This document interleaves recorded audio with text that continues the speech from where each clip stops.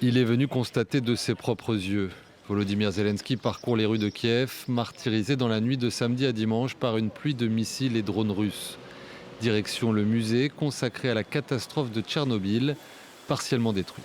Le musée de Tchernobyl, qui a d'ailleurs été construit pour le 40e anniversaire, a été construit il y a tout juste un mois.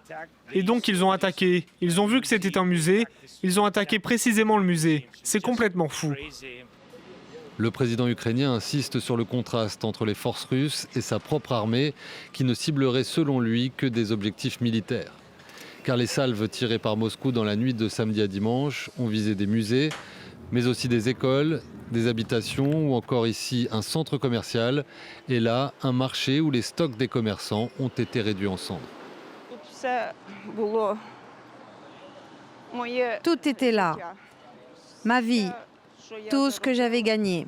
Et maintenant, tout a disparu.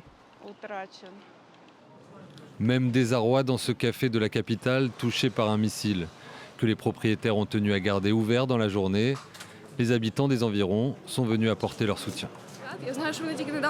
Je sais qu'ils viennent tout juste d'ouvrir, j'ai souvent vu des travaux en cours ici, c'est donc en fait la première fois que j'y rentre, malheureusement dans ces circonstances, mais j'espère que ce ne sera pas la dernière. D'autres régions ont été frappées dans la nuit, mais c'est à Kiev et dans les alentours que les dégâts sont les plus importants et qu'au moins 4 personnes ont été tuées. La veille, la Russie avait utilisé un missile hypersonique pouvant transporter une charge nucléaire, déclenchant de nombreuses condamnations de dirigeants européens.